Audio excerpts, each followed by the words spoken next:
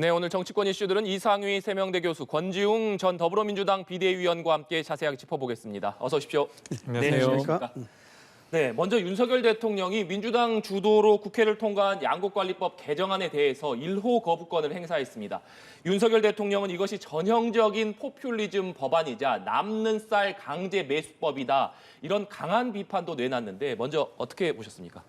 일단 오해가 좀 없었으면 좋겠다는 생각이 듭니다. 이 대통령의 거부권 행사라는 것은 대통령이 가진 권한 중에 하나다 이렇게 이제 해석이 되겠지만 지금 자칫 그 야당의 공세를 들어보면은 이 양국관리법에 대한 거부권 행사 자체가 농심을 울린다 또는 농민들의 생존 기반을 흔든다 이런 식의 참 오도가 될 그런 가능성이 굉장히 크다 이렇게 이제 생각이 드는데 이런 것은 아니죠. 뭐냐 그러면은 예를 들어서 이야기하자 그러면 청소년 때 입던 옷이 장년이 되거나 성인이 돼서 그것이 맞지 않죠. 그게 맞춰서 재단을 해서 입어야 되는 그런 게 일반적이다라고 볼 수가 있습니다. 마찬가지로 양국관리법도 마찬가지입니다. 이게 뭐 일반적으로 다 뉴스에 알려졌습니다만은 남는 쌀을 정부가 의무적으로 매입해야 되겠다. 이게 아니겠습니까? 이게 지금 상황에서는 남는 잉여쌀을 정부가 매수하게 되면은 여러 가지 문제에 봉착할 수 있다. 이게서 포퓰리즘 정책이다라는 것이죠. 정책을 매개로 해서 정치를 해야 되는데 이것이 이제 거꾸로 되어 있는 그런 상황입니다. 뭐냐 그러면은 지금 현재 예를 들어서 뭐 육류 소비량만 하더라도 소, 닭, 뭐 돼지고기 이것만 하더라도 1년에 작년 기준으로 해서도 59kg 정도가 소비가 된단 말이죠. 그런데 반면에 쌀은 56kg이다. 그래서 육류 소비량이 그만큼 늘어났다라는 것이고 여기에 대해서 쌀에 대한 소비 자체가 밀과 콩 이런 등등의 기타 작물에 비해서 현재 줄어들고 있다. 문화가 달라졌단 말이죠. 그럼 여기 문화가 달라졌기 때문에 그것은 시장이 달라졌다 이렇게 볼 수가 있는 겁니다. 거기에 맞춰서 좀 수급 조절을 해야 되는 부분이고 만약에 이거 강제 매수 또 남는 쌀을 정부가 사들이게 되면은 쌀 생산에 대한 과잉 형상이 계속 노골화되고 여기에 따라서 쌀값 안정화 자체가 오히려 역행되는 그런 우려가 있단 말입니다. 그래서 다른 작물로 유도를 해야 되는데 그런 강제 매수 의무 조항을 두게 되면 그걸 못하니까 이걸 두지 말고 기타 작물을 재배하게 되면 여기에 지원책을 하자 뭐 이런 등등의 보완책을 이제 제시하고 있는 겁니다. 그래서 이거는 소위 말하는 농촌의 경제 쌀농사, 즉 농업에 대한 자생력 강화 차원에서 이해해야 되는 것이지 이것이 뭐 농심들을 울리고 농민들의 어떤 생활 기반을 또 1차 농업에 대한 부분을 기반을 흔드는 그런 식으로 호도가 돼서는 안 된다는 생각을 좀 합니다.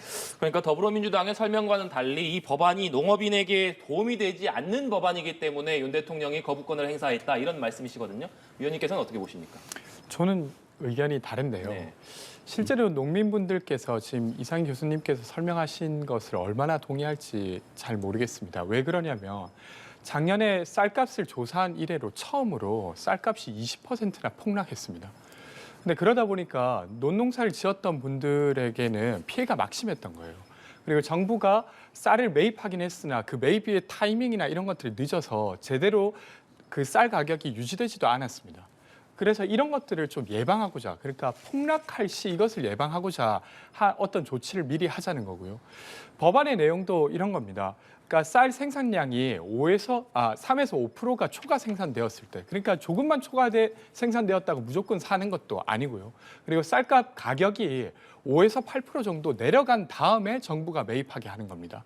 그러니까 이것은 쌀의 가격을 유지시킨다기보다 폭락을 예방하는 정도에 그치고요. 근데 그 교수님께서 이야기해 주신 대로 어쨌든 쌀 소비량이 줄어들고 있는 건 맞습니다. 그래서 이 법안 내용에서도 쌀이 아니라 다른 작물로 재배를 바꿀 경우 그것을 지원하는 것까지 포함되어 있는 법안입니다. 그리고 그러니까 논지와 관련해서는 계속 줄어들고 있는 추세라 거기에 맞춘 거여서요.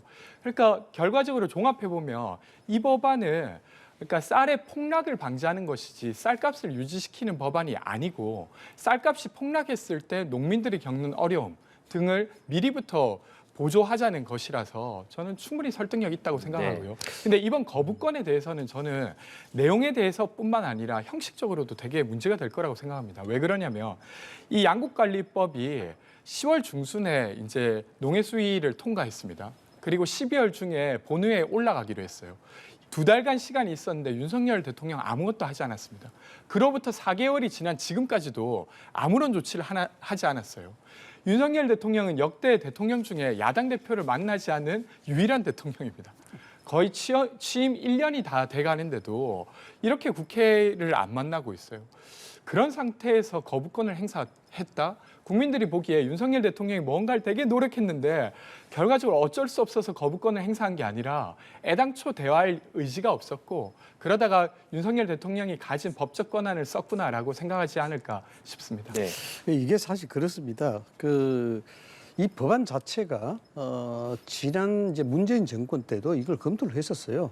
이 시장 경제 논리를 위배한다. 그래서 강제수 매수를 하게 되면은 농업의 자생력이 없어진다. 쌀농사에 대한 과잉 생산이 그대로 유지된다. 이런 차원에서 이 부분은 좀 문제가 있다라고 민주당 쪽에서 이야기했던 부분입니다. 그래서 2달 동안 계류될 때 일종의 논의조차 안 했다. 이건 맞는데요. 그런 상태에서 민주당이 이 부분에 대해서 시장 경제 원리에 대해서 먼저 제기를 한 상태이기 때문에 이 부분에 대해서 그다지 큰 문제가 되리라고 아마 생각하지 않았을 겁니다. 또 더군다나 이것은 정책적 기조에서 충분히 시장 경제 논리에 따라서 이건 조절할 수밖에 없는 그런 사안이다. 이렇게 돼야 되는데 지금 뭐 우리 위원님께서도 여러 가지 이야기해 주셨습니다만 이렇습니다. 우리가 일단 40대, 50대, 60대들은 정서적으로 농촌과 쌀에 대한 정서적인 어떤 부채의식이 굉장히 많습니다. 네. 이건 뭐냐면 70년을 지났으면서 80년대, 90년대까지 지속적인 과도한 산업발전 시대를 접어들면서 농업을 기반으로 많은 희생양을 삼아왔거든요. 그에 대해서 우리 정서상으로 보면 여기 부채의식이 있다. 이런 측면에서 쌀값거리니까 굉장히 이것이 원색적이고 노골화되는 극단적인 표현까지도 충분히 정서적으로 침입할 수 있는 그런 논란의 대상이 되는 겁니다. 그래서 지금 3에서 5% 정도 뭐 많은 생산량을 초과하지 않는 범위에서 폭락을 맞자 그러는데 지금 이미 2013년부터 10년 동안 폭년이 지속이 됐기 때문에 거기에 대한 쌀값 자체가 계속 지속적으로 하락이 되어 왔는 그런 상태였었고요. 또 과잉 생산에 대한 부분이 이미 많이 지적이 되어 왔던 상태입니다. 첫 번째로 다른 산업과의 형평성도 이제는 고려해야 됩니다. 왜냐 그러면은 이 산업이라는 것은 1970년대, 80년대를 넘어서면서 이제 산업화 시대, 그다음 농업 본경, 농경 시대가 아니라는 거죠. 농업본 1차 산업의 중요성이 지나왔다는 겁니다. 이제는. 그래서 농업도 이제는 하나의 다른 산업 분야와 똑같은 차원으로 경쟁을 해야 되는 그런 자생력을 가져야 되는 시기에 왔다는 겁니다. 아시다시피 농업은 지금 100% 거의 기계화되어 있습니다. 이것이 수십 년간 정부에서 수십조 원을 투입해서 만들어진 결과입니다. 그래서 농사가 쉬워졌어요. 쌀농사 같은 경우에. 혼자서 소위 수반 평을 지을 수 있는 그런 시대가 왔거든요. 그런데 지금 강제 매수, 정부 의무적으로 매입하게 되면은 그만큼 쉬워진 쌀농사를 과연 누가 손을 놓겠냐 이거죠. 왜? 잉여 쌀이 나와도 쌀이 팔리지 않아도 이것을 싸줄 수 있는 정부가 있는데 그러니까 계속해서 거기서 과잉 생산하는 현상이 유지될 수밖에 없다라는 게 그 첫 번째고 그다음 두 번째는 이겁니다. 이 농업 용수라든가 생산 기반 시설을 지금 정부가 지원해주고 있어요. 엄연히 따지면은 쌀농사, 비농사 할 때 이게 기술감 생산 용수, 농업 용수 이런 부분들은 2022년 기준으로 건 2조 원이 들어갔습니다. 지금 쌀값에 대한 매수까지 하면 또 1조 원 또 들어가고요. 그래서 이런 것들은 다른 산업에 비해서 형평성에 문제가 있다는 겁니다. 이제는 무조건 이것을 보호한다 해서 이것이 능사가 아니고 이게 자생력을 만들어주는 시기가 이미 지났다. 그래서 지금이라도 이 부분은 정상화 궤도로 가서 하나의 산업 분야로 자생력을 만들어야 되는 것이고 여기서 투자될 수 있는 정부의 돈들은 다른 산업으로 돌려서 다른 산업의 육성 발전하는 그림으로도 자원으로도 충분히 활용해야 된다는 그런 시기가 왔다는 겁니다. 네. 그러니까 교수님 네. 말씀은 쌀값만 인위적으로 부양하는 게 맞느냐 이런 말씀이신데 여기에 대해서 의견을 말씀해 주시면 좋겠고 또 이와 더불어서 이제 윤석열 대통령이 거부권을 행사했기 때문에 민주당으로서는 일단 국회 과반의석 출석에 3분의 2 이상의 찬성이 필요하지 않습니까? 그렇기 때문에 다시 말하자면 의원 재적 수가 299명이기 때문에 최소한 200석이 필요하다는 뜻입니다.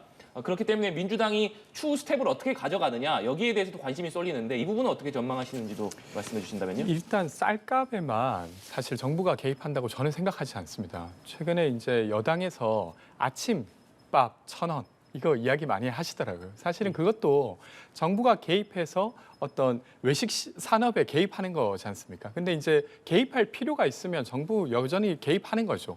그런 면에서 봤을 때 이 법안이 통과되면 뭐 1조 원이 들 것 같다라고 말씀하시지만 문재인 정부 때도 쌀을 매수했습니다. 그런데 그 규모가 한 600억에서 700억 정도였고 그 정도를 제때 잘 개입하면 쌀값이 폭락하는 걸 막을 수 있다는 겁니다. 그리고 이 법안이 지금 논의되는 이유는 작년에 쌀값이 너무 폭락했기 때문입니다. 그래서 이 같은 법안을 만들어서 농민께는 어떤 안정감을 드리고 그리고 농지를 좀 줄여야 되는 부분을 더 적극적으로 하자는 것이어서 저는 정부가 그냥 이렇게 뭔가 정부가 개입하면 안 된다 시장에 이렇게 아주 근본적으로 이 논의 자체를 막는 방식으로 논의하는 건 전 적절하지 않다고 생각하고요. 두 번째로 어쨌건 거부권이 행사됐습니다. 네. 그리고 민주당 입장에서는 정부를 설득해야 되는 상황이 되었어요.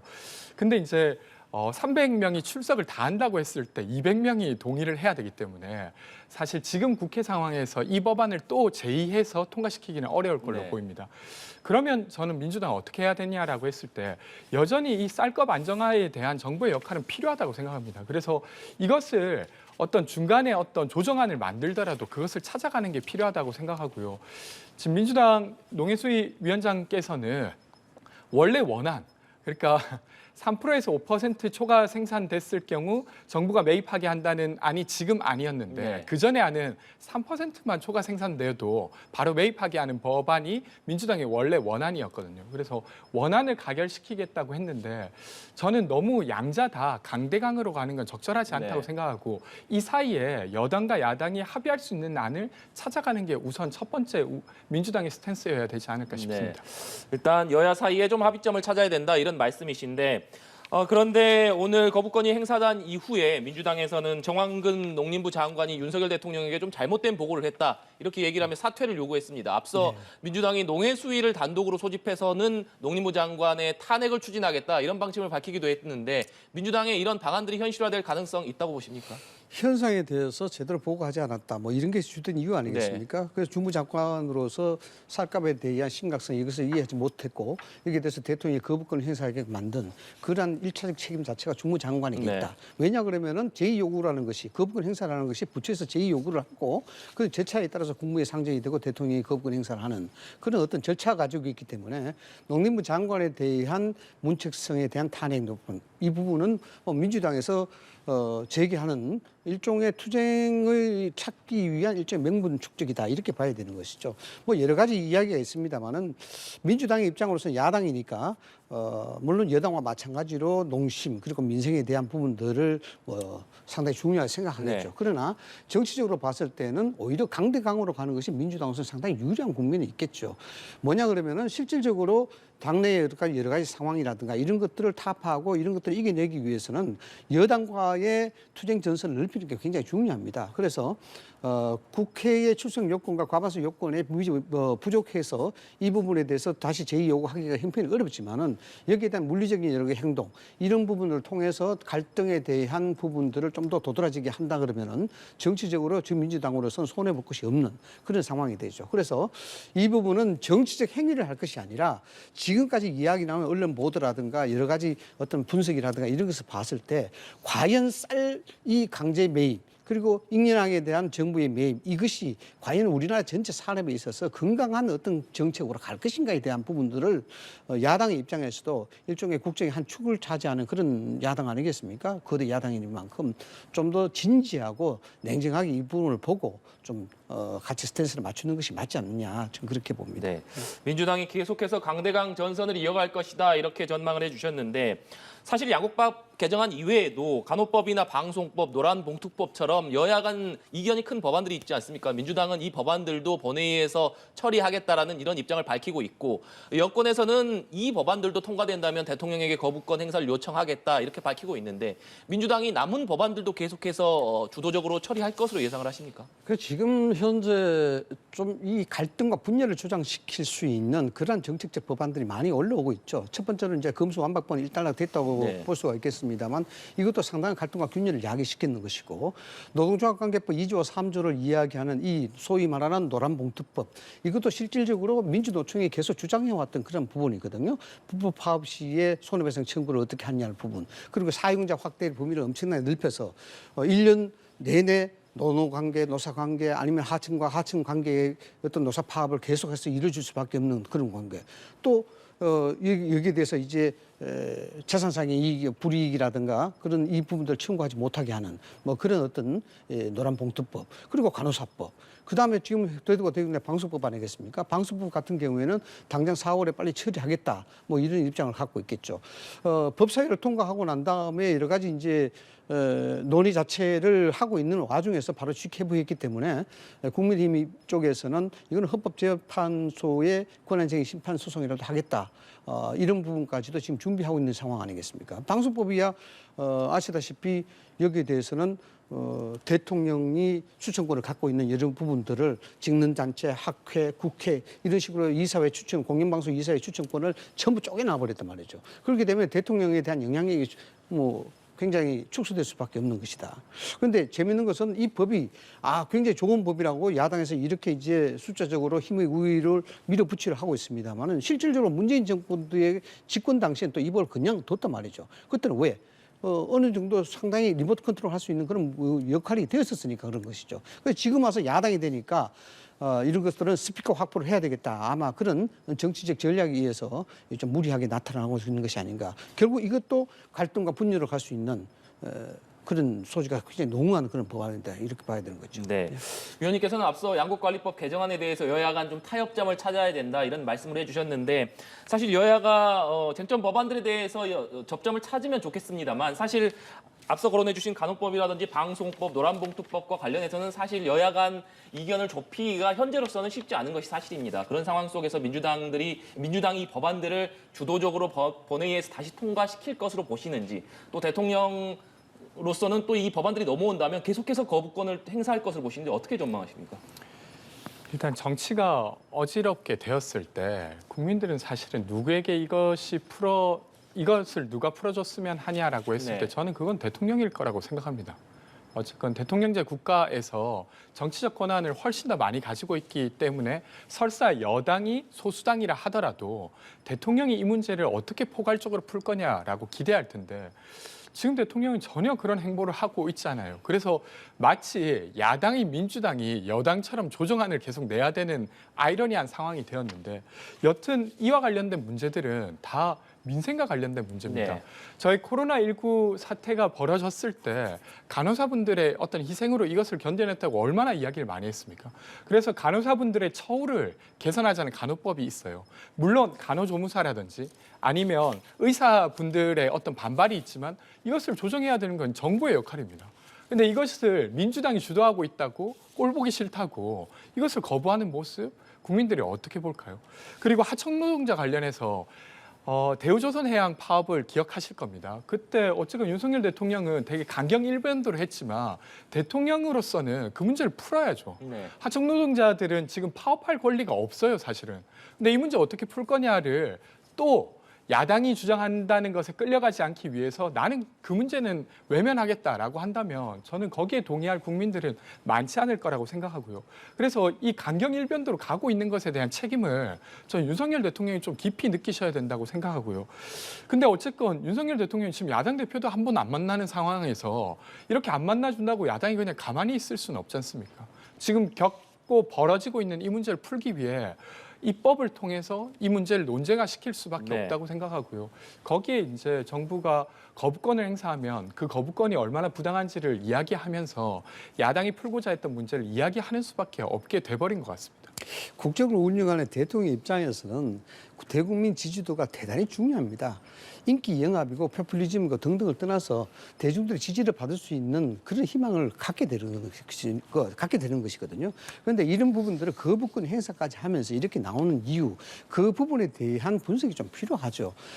누누이 말씀을 드렸습니다만 양곡관리법도 정책적 상황에서 본다 그러면은 지금 타이밍이 아니면 과잉 생산에 대한 환경을 계속적으로 지속적으로 놔둘 수밖에 없는 것이고 이번에 이 거부권을 행사하지 않으면 다음 정권도 사실상 이것을 핸들링하기가 굉장히 힘들어집니다. 노조관계법, 노란봉투법도 마찬가지입니다.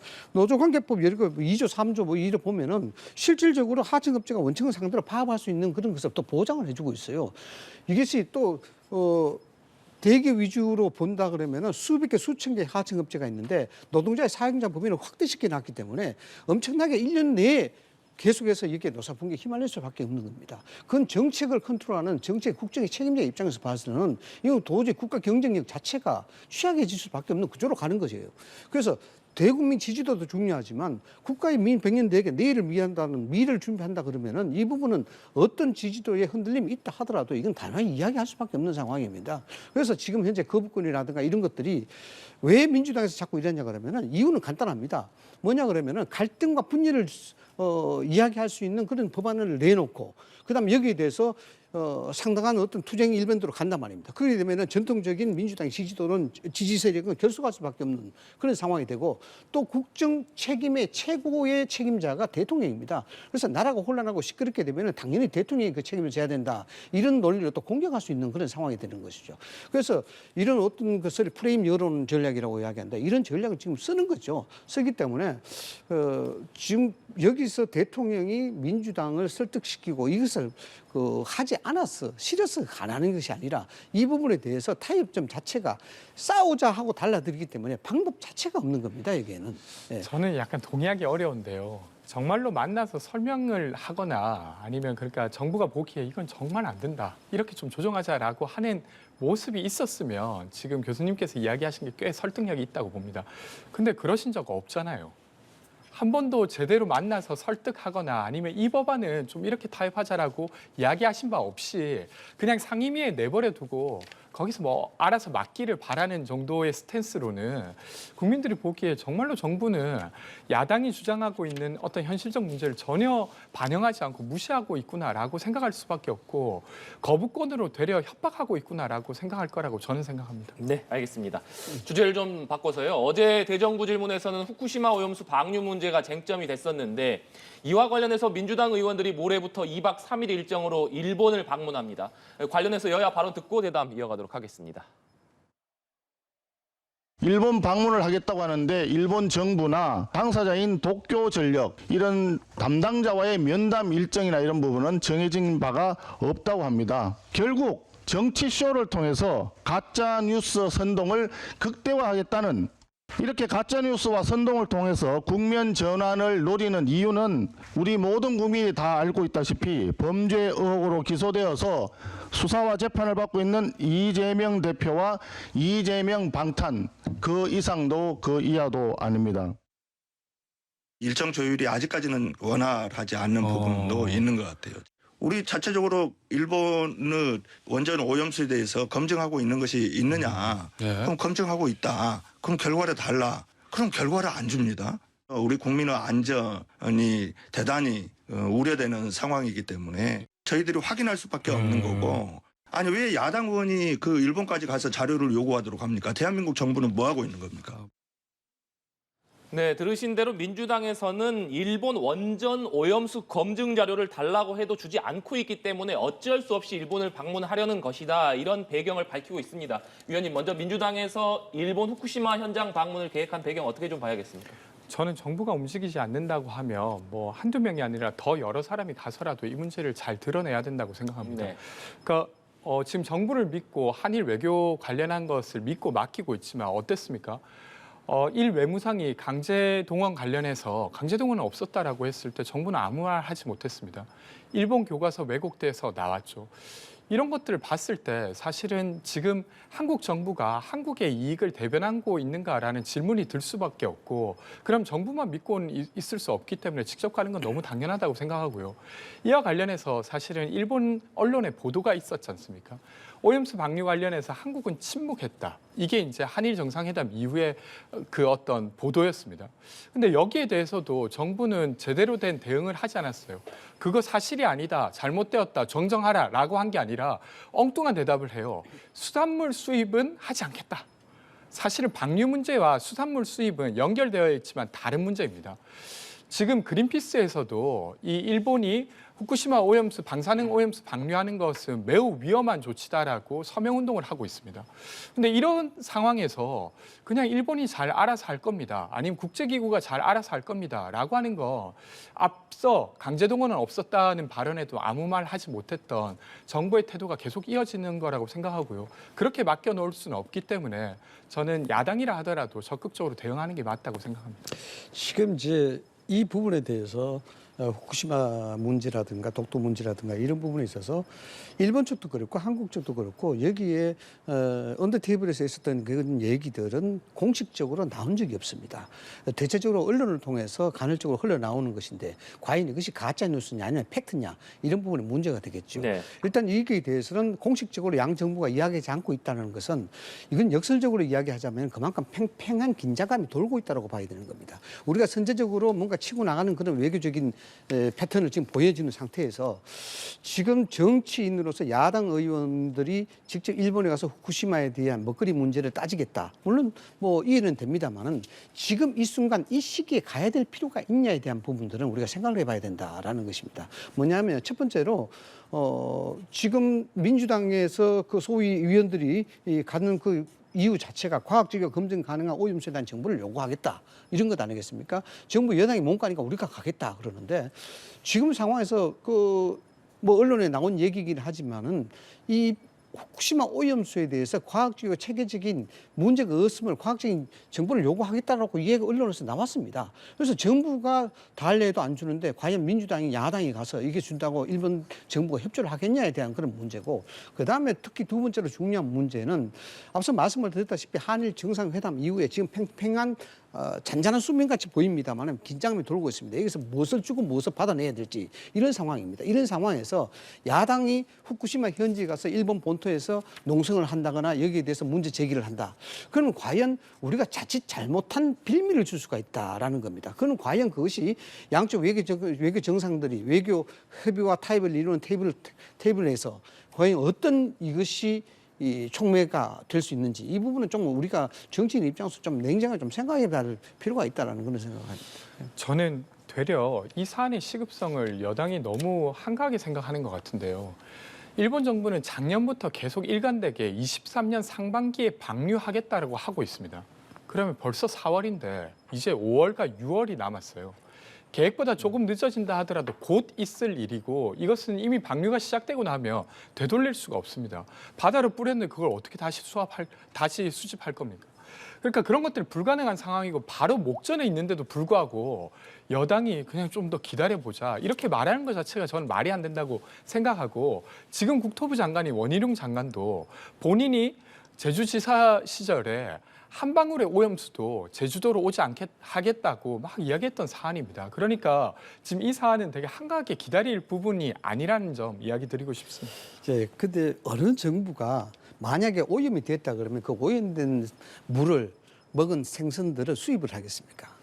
이것은 과학적인 객관적인 데이터를 이야기했지만 이 부분은 지금 진행되는 상황이고 여기에 대해서 정부의 어떤 공식적인 입장도 하나도 나오고 있지 않습니다. 그다음 두 번째 뭐냐 그러면은 이게 국내의 어떤 여러 가지 현상들도 아니고요. 국제적 관계, 외교적 관계에 있습니다.